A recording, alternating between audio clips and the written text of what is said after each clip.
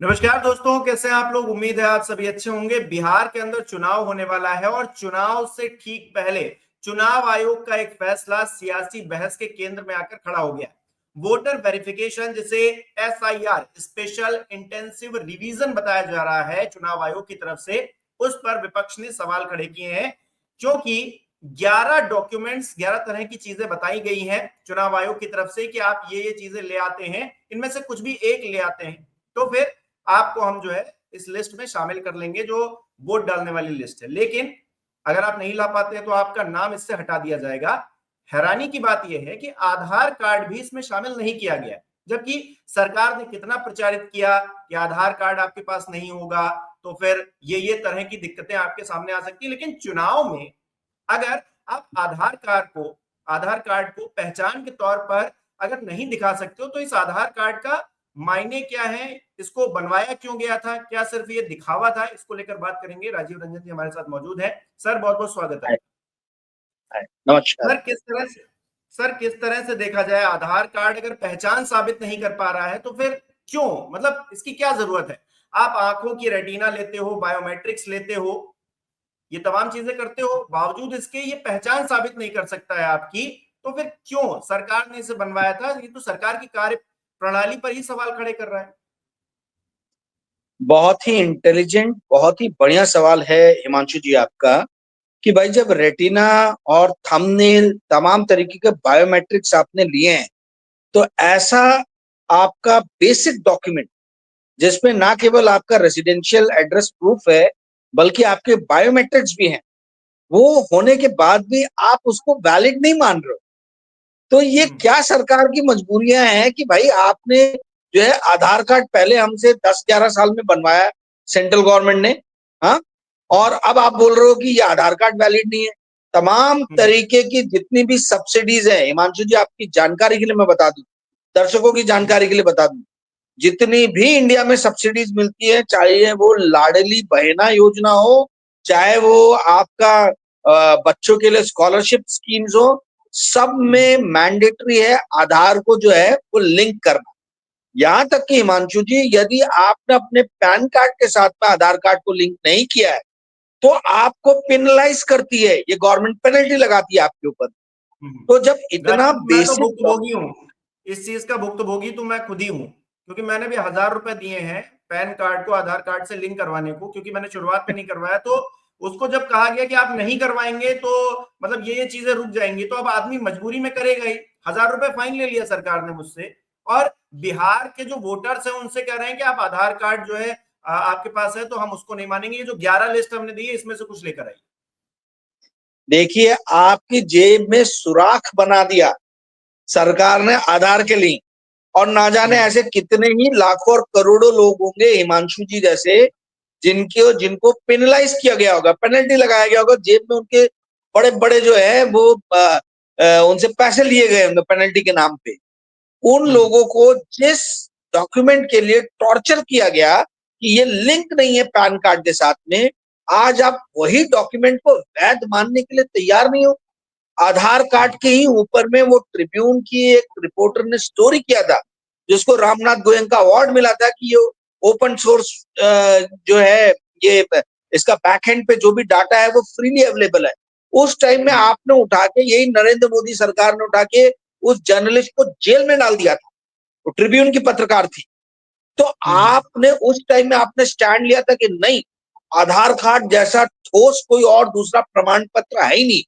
तो आज ऐसा क्या हो गया कि आप वही आधार कार्ड को जो है वो वोटिंग के लिए जो है एक प्रमाणिक डॉक्यूमेंट मानने से इनकार कर रहे हो। ये सवाल जो हम्म। है ये पूछा जाना चाहिए सरकार से। ये सरकार जो है हम्म। क्या हर साल जो है ये नए नए शिगुफे छोड़ेंगे क्या? हर दशक में, हर 10 साल में नए शिगुफे छोड़ेंगे क्या लोगों को परेशान करने के लिए? 10 साल पहले आधार कार्ड था, अब ये कोई और कार्ड लेके आ जाएंगे, फिर उसके बाद में कोई और कार्ड ले। क्या मजाक चल रहा है क्या? देश ऐसे चलता है क्या? गवर्नेंस नाम हम्म। की कोई चीज होती है। जब आपने डॉक्यूमेंट्स बनाए हैं, मुझे ये नहीं समझ में आ रहा कि आधार कार्ड को एक अहम डॉक्यूमेंट माना गया है तो आज उसकी वैधता पे सवाल क्यों उठ रहे? जो हम्म। आदमी यदि फर्जी आधार कार्ड बना सकता है, वो आदमी क्या ये जो 11 डॉक्यूमेंट सरकार मांग रही है ये फर्जी नहीं बना सकता है? कि कहीं बिल्कुल। ऐसा है कि जो भाजपा के वोटर है वो पहली वो 11 डॉक्यूमेंट्स बना के बांटे हुए फर्जी, आधार कार्ड नहीं बना पा रहे, कहीं ऐसा तो नहीं है?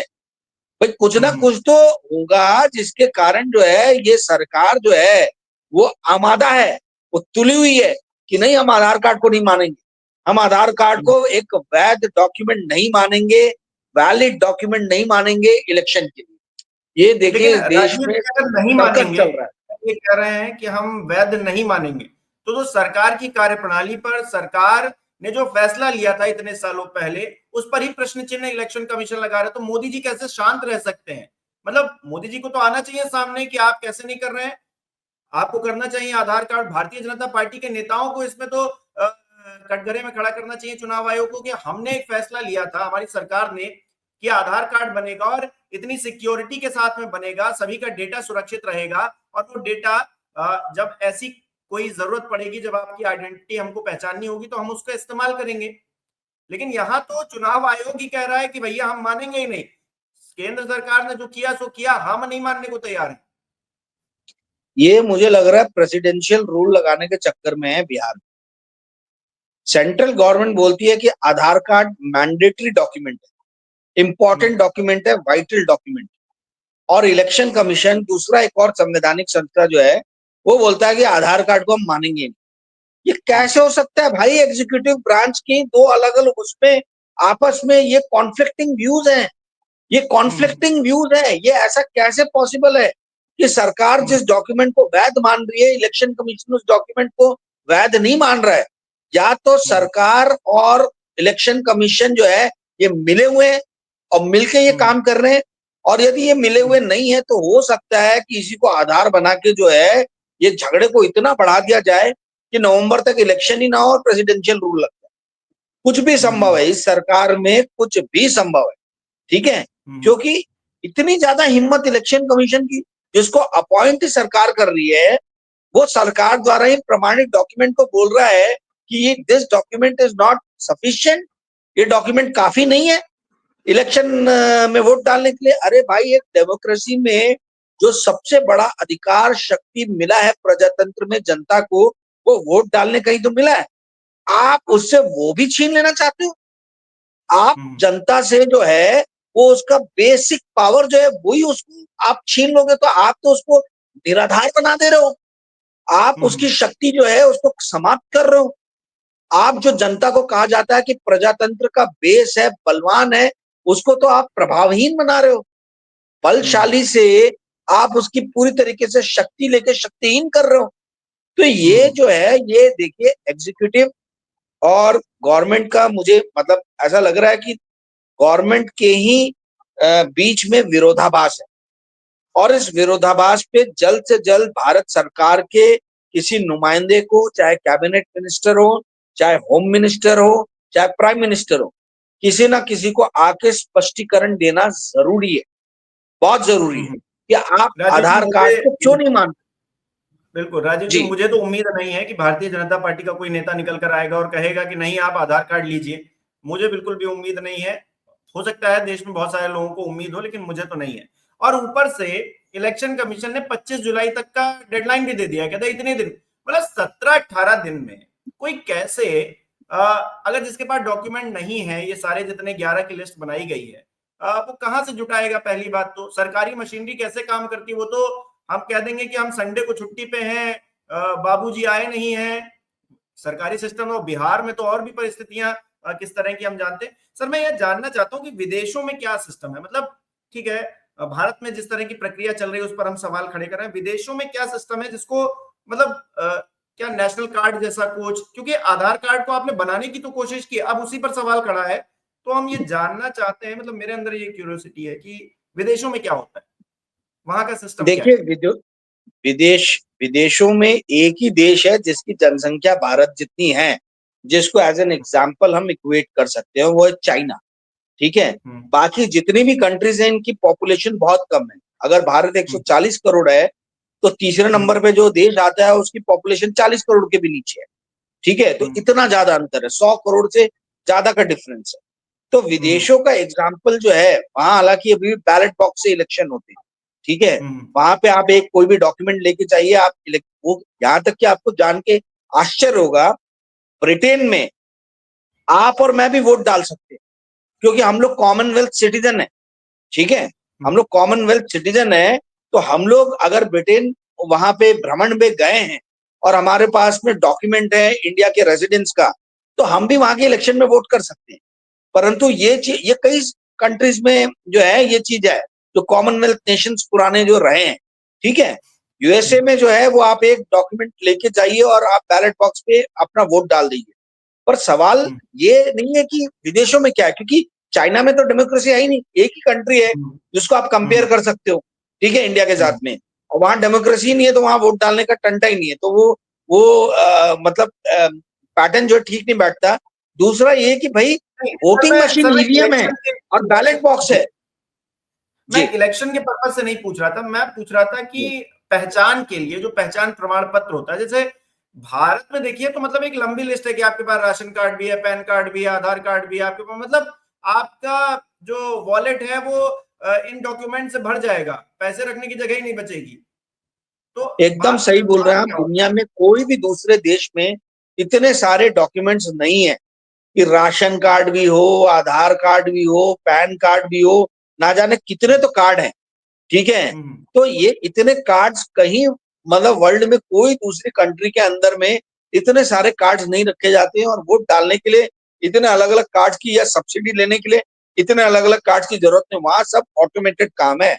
आपको सोशल सिक्योरिटी का अगर पैसा आ रहा है या मेडिकेयर मेडिकेट का पैसा, सब कुछ ऑटोमेटेड है। यहाँ जैसे नहीं कि 50 डॉक्यूमेंट आप प्रोवाइड करो, उसके बाद 50 बार जो है वो सरकारी दफ्तरों के चक्कर लगाओ तब जाके जो है आपको पैसे मिल रहे हैं। ये चीज ऐसी नहीं होती है, ठीक है। बहुत ऑटोमेटेड और बहुत ही स्विफ्टली काम होता है। इंडिया में प्रॉब्लम जो है ये है कि हर 10-15 साल में ये एक कोई नया लेके आ जाते हैं डॉक्यूमेंट कि भैया ये मस्ट है। पहले लेके आए पैन कार्ड, फिर उसके बाद लेके आ गया आधार कार्ड। अभी मेरे को लग रहा है ये कोई और तीसरा कार्ड लाने के चक्कर में, इसलिए उसका जो है ये लोग भूमिका बांध रहे हैं कि भाई पूरे देश में एक आदमी का एक ही कार्ड होगा कुछ। मुझे समझ में नहीं आ रहा कि आप हर बार जनता के ऊपर में क्यों भार डाल देते हो। आप खुद तो 4.5 साल से जनसंख्या की गणना नहीं करा पा रहे हो, सेंसस नहीं करा पा रहे हो। 2021 में जो सेंसस होना था, भारत सरकार अपनी जिम्मेदारी से दूर भाग रही है। वो खुद तो अपनी जिम्मेदारियां पूरी नहीं कर पा रही है, और जनता के ऊपर में तमाम तरीके के आपने प्रेशर डाल के रखे हैं कि आप जो है 25 जुलाई तक कर दीजिए, आप फलाने डेट तक कर दीजिए, नहीं तो आपको आपका वैधता माना नहीं जाएगा। हिमांशु जी, किसी भी फाइनेंशियल ईयर की एंडिंग 31 मार्च में होती है इंडिया में, ठीक है, फाइनेंशियल ईयर की क्लोजिंग है 31 मार्च। तो आपने टैक्स भरने का डेट क्यों 31 जुलाई रखा है? क्यों 4 महीने का समय दिया आपने? आपने वोटर, जब आप टैक्स भरने के लिए 4 महीने का समय दे सकते हो, तो प्रजातंत्र में जो सबसे ज्यादा शक्ति आपको प्रोवाइड करती है, आपको वोट डालने की जो शक्ति है, उसको कैसे आप बोल सकते हो कि 20 दिन के अंदर में आप ये काम कर लो? टैक्स भरने के लिए आप 4 महीने दे रहे हो, 120 दिन दे रहे हो, और आप यहाँ पे ये 10 डॉक्यूमेंट 11 डॉक्यूमेंट प्रोवाइड करने के लिए सिर्फ 20 दिन दे रहे हो। ये क्या मजाक लगा रखा है भाई? आप 4.5 साल से सेंसस नहीं करा पा रहे हो, आप जनसंख्या की गणना नहीं करा पा रहे हो, और आप लोगों को बोल रहे हो कि 20 दिन के अंदर में आप डॉक्यूमेंट लेके आ जाइए। तो सरकार अपनी जिम्मेदारियों को पूरी नहीं कर रही है, और जनता के ऊपर में बार बार नई नई जिम्मेदारियां डाल दे रही है। ये ठीक नहीं है, ये प्रजातंत्र के लिए ठीक नहीं है। और ये इस देश के अंदर में जो इतने सालों से जो परंपरा चली आ रही थी, smooth, fair and free and fair election कराने की, उस परंपरा पे ये कहीं ना कहीं बहुत बड़ा कुठरा। जी हिमांशु। राजीव जी, ये जो 11 डॉक्यूमेंट्स मांगे गए हैं उसमें से एक डोमिसाइल सर्टिफिकेट भी है, और बड़ी मतलब हास्यास्पद बात है कि डोमिसाइल सर्टिफिकेट बनाने के लिए भी आपको आधार कार्ड की जरूरत पड़ती है, राशन कार्ड की जरूरत पड़ती है। अब बताइए, मतलब आधार कार्ड के जरिए कोई दूसरा एक सर्टिफिकेट बनेगा, उसको मान्य कर दिया जाएगा, लेकिन आधार कार्ड को मान्य नहीं किया जाएगा। मतलब गजब की परिस्थितियां हैं। ये इलेक्शन कमीशन को स्पष्ट करना चाहिए भाई कि आप क्यों नहीं मान रहे हो आधार कार्ड को। आप जो है वो एक क्यों नहीं वैलिड डॉक्यूमेंट मान रहे हो? इसके ऊपर में एक श्वेत पत्र लाने की जरूरत है इलेक्शन कमीशन को।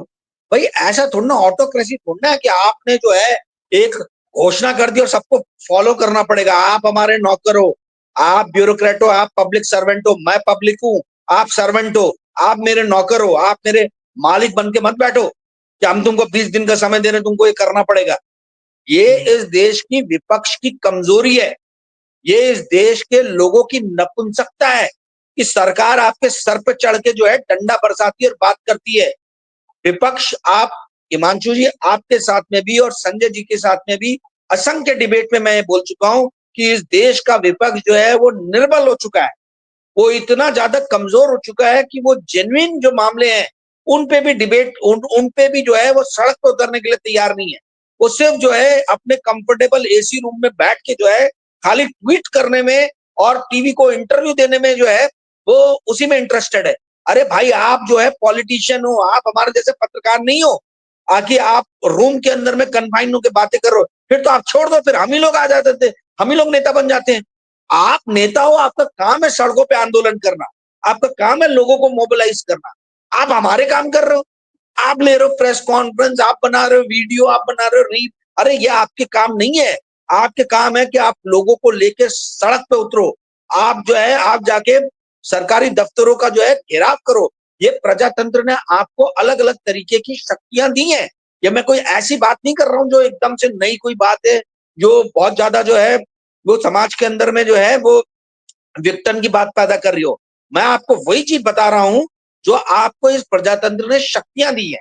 ये अराजकता फैलाने वाली बातें नहीं कर रहा हूं मैं, ये बातें बहुत ही जेन्युइन है। प्रजातंत्र में सत्याग्रह किया जाता है और सत्याग्रह की पहल जो है वो पार्टियां ही करती है, राजनीतिक पार्टियां। सत्याग्रह को जनता नहीं करती है। ये बस ढूंढ रहे हैं कि कहीं से जनता से जो है, जैसे ये गवर्नमेंट में थे और भाजपा विपक्ष में थी तो कोई अन्ना हजारे टाइप आदमी आके सत्याग्रह करने बैठ गया था, रामदेव बाबा टाइप जो है कोई आदमी आके सत्याग्रह आंदोलन करने बैठ गया था। वैसे अब कांग्रेस और बाकी विपक्षी पार्टी चाह रहे हैं कि जनता आके सड़कों पे आए। अरे जनता क्यों, आप राजनीतिक पार्टी हो, ये आपका काम है करने का। जनता आपको सपोर्ट कर सकती है, आप पहल तो करो। पहल ही नहीं है, कहीं भी कोई पहल नहीं है। इस देश का जो विपक्ष है ये मौन रूप से जो है इस सरकार की सारी बर्बर हरकतों का समर्थन कर रहा, आप ऐसा समझ लीजिए। क्योंकि सिर्फ ट्वीट करने से, रील बना देने से, प्रेस कॉन्फ्रेंस कर देने से जो है आपकी जिम्मेदारियां खत्म नहीं हो जाती हैं। ये तो कोई एक साधारण आदमी भी कर सकता है। आप एक संगठित राजनीतिक पार्टी हो, आपके लाखों कार्यकर्ता है, आप क्यों नहीं उन कार्यकर्ताओं को संगठन में लाके जो है संगठित करके जो है आप सड़कों पे उतर रहे हो? किस चीज से आप शर्म कर रहे हो? किस चीज से, कौन सी चीज के कारण आप झिझक रहे हो? आप भारत यात्रा तो निकाल सकते हो और बहुत ज्यादा मीडिया में उसका फुटेज भी आपको मिलता है, पर आप आंदोलन करने से घबरा रहे हो, वो भी जेन्युइन इश्यू पे। ये बहुत बड़ा एक सवाल जो है वो विपक्ष पे भी खड़ा करता है। देखिए, कोई भी तानाशाह तभी तानाशाह बनता है जब उसका ऑपोजिशन करने वाले लोग जो हैं वो वीक हो जाते हैं। मैं आपको एक, मेरे प्यारे 4 PM के दर्शकों, बहुत ज्यादा मैं आपको एक खास बात बता रहा हूं जो आपको कोई नहीं बताएगा। डेमोक्रेसी के जो गेट कीपर्स हैं, डेमोक्रेसी के गेट कीपर्स पब्लिक नहीं है। डेमोक्रेसी के गेट कीपर्स जो हैं वो पॉलिटिकल पार्टीज हैं। हिटलर हिटलर इसलिए बना था क्योंकि सारी ऑपोजिशन पॉलिटिकल पार्टीज वीक हो गई थी। मुसोलिनी मुसोलिनी इसलिए बना था क्योंकि सारी ऑपोजिशन पॉलिटिकल पार्टीज वीक हो गई थी। आप आज के दिनों में पुतिन को देख सकते हो, रशिया में कोई ऑपोजिशन पार्टी नहीं है। आप चाइना में देख सकते हो, रशिया में कोई स्ट्रॉन्ग ऑपोजिशन पार्टी नहीं है। तो पॉलिटिक, तो जो डेमोक्रेसी है उसका गेट कीपर जो है वो पॉलिटिकल पार्टीज है, वो जनता नहीं है। जनता सिर्फ साथ देती है। आज की डेट में हमारे देश की जो विपक्ष है वो गेट कीपर बनने का काम नहीं कर रही है। वो भी पब्लिक जैसे जो है वो बहुत ही मौन टाइप जो है विरोध कर रही है। ऐसे विरोधों से प्रजातंत्र नहीं चलता, ये आपको कोई नहीं बताएगा। राजनीतिक पार्टी जो है they are the gatekeepers of democracy. जी मानसू जी। राजीव जी, यहाँ पे दो सवाल है मेरे। एक तो क्या भारतीय जनता पार्टी चुनाव आयोग के द्वारा या आधार का पूरा ये गेम करके, एसआईआर का गेम करके ध्यान भटकाना चाह रही मुद्दे से? दूसरा सवाल ये है कि अगर ध्यान भटकाना चाह रही है तो विपक्ष ध्यान भटकाने दे क्यों रहा है? विपक्ष खुद ही उलझ गया है क्या इस पूरे सियासी जो चाल चली गई थी अगर उसमें? पिछले 11 साल से यदि हिमांशु जी आप पॉलिटिकल एनालिसिस करें कि कैसे घटनाएं हुई हैं, तो शायद ही कभी यदा कदा ऐसा हुआ है कि ऑपोजिशन ने एजेंडा रखा हो और जो सरकार जो है वो उस पर रिएक्ट कर ली। नहीं तो पूरे 11 साल की यदि आप हिस्ट्री देखें तो सरकार एजेंडा सेट करती है और ऑपोजिशन जो है सिर्फ उसका विरोध करते रह जाते है ना, वो रिएक्ट करता है। होना उल्टा चाहिए। एक प्रजातंत्र के अंदर में एजेंडा सेटिंग जो है वो ऑपोजिशन ने करना चाहिए, और हम देख रहे हैं कि आज की डेट में एजेंडा सेटिंग ऑपोजिशन नहीं कर रही है, एजेंडा सेटिंग जो है वो सरकार कर रही है और ऑपोजिशन रिएक्ट कर रही है। ये सब पॉलिटिकल एनालिसिस के बहुत गूढ़ जो है ये भाग है। ये यूट्यूब पे आने वाले कोई दूसरा आपको राजनीतिक समीक्षक नहीं बताता है, राजनीतिक विश्लेषक ये बातें नहीं बताएगा। वो क्यों नहीं बताते? या तो उनको जानकारी नहीं है या वो भी कहीं संलिप्त है। पॉलिटिकल पार्टीज जो हैं वो सबसे पहले याद रखिए डेमोक्रेसी की गेट कीपर्स हैं। डेमोक्रेसी, हाउ डेमोक्रेसी डाई, एक बहुत ही ज्यादा बहुत ही बढ़िया किताब है जो हर प्रजातंत्र में रहने वाले व्यक्ति ने पढ़ना चाहिए। उस किताब की ही एक खोज है कि भाई पॉलिटिकल पार्टीज जो है जहां जहां वीक हुई है अपोजिशन पॉलिटिकल पार्टीज, वहां वहां डेमोक्रेसी का सत्यानाश हुआ है, विनाश हुआ है। और एग्जाम्पल में तुर्की से लेके तो चाइना, रशिया से लेके तो हंगरी तक तमाम उन्होंने एग्जाम्पल दिए। आप लोग को जहां भी ये किताब मिले जरूर पढ़िए।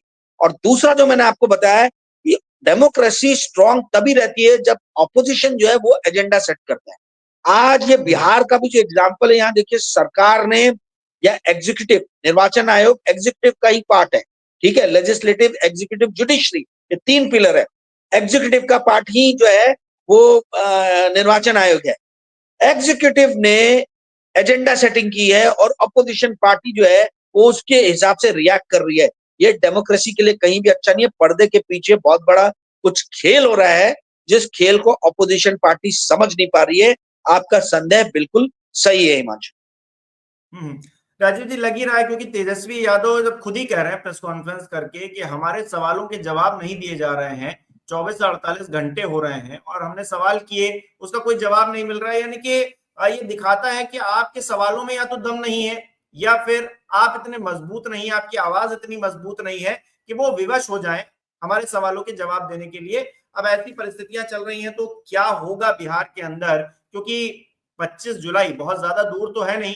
अब 25 जुलाई तक क्या बदलाव आते हैं, क्या विपक्ष कर पाता है इन 17-18 दिनों में, ये देखना दिलचस्प रहेगा।